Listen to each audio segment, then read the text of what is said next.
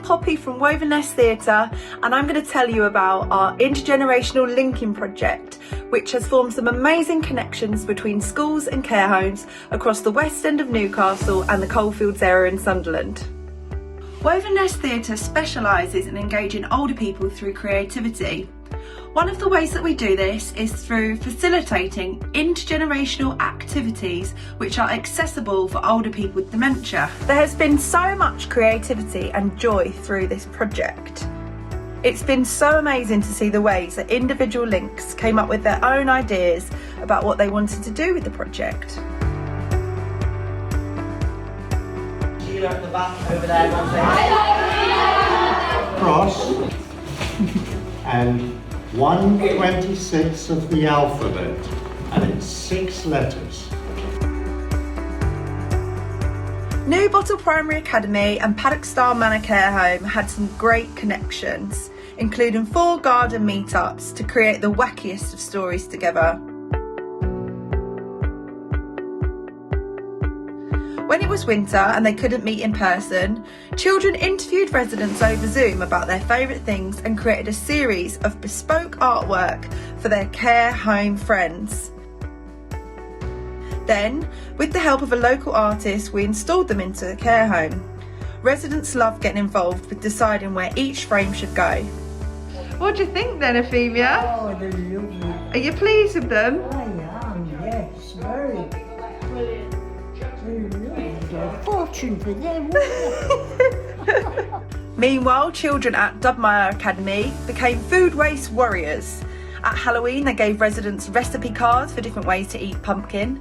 And then they also used food scraps as fabric dye and stamps to create 4 tablecloths for their intergenerational tea parties. West Rainton Primary and Springfield Lodge Care Home decided to hold the Festival of Cool and celebrate all things that were cool to them. Visitors from Springfield Lodge came along to the school and enjoyed popcorn and hot dogs, tried their luck in a raffle, got their faces painted and saw the children parade their handmade banner.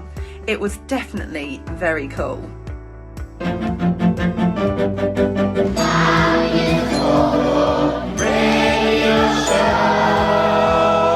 Don't forget St. Joseph's. Isaac and our team led workshops with children from Hawthorne Primary School, and they were exploring the topics that they'd like to look at with the residents from St Joseph's. As part of these workshops, they worked on characterisation, voice, confidence building, teamwork skills. Next, we sent the questions over to St Joseph's and recorded their answers, and they created a story of their own too, and from there the radio show was born. Throughout the summer holidays, I made a chocolate brownie cake. It was so yummy.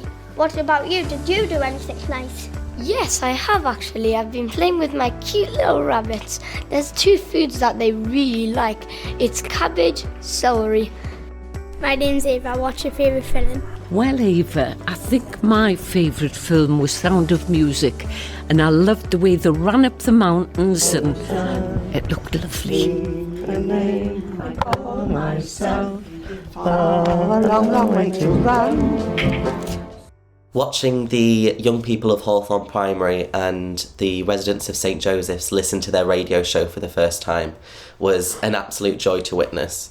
They all laughed at the right parts, which is a good sign, and as a witness, it felt like rather than seeing 2 communities of people whose age and lived experience separated them in a room together, it was like watching one team, a group of people who had come together to make a radio show and make one another laugh, and that felt really special.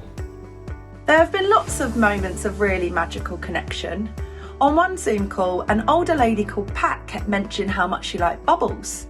So, a few weeks later, the children visited the care home and tied baubles to the trees to look like bubbles.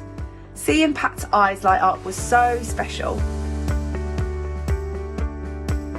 The project has brought younger and older people together, and they have both benefited so much from being in each other's company.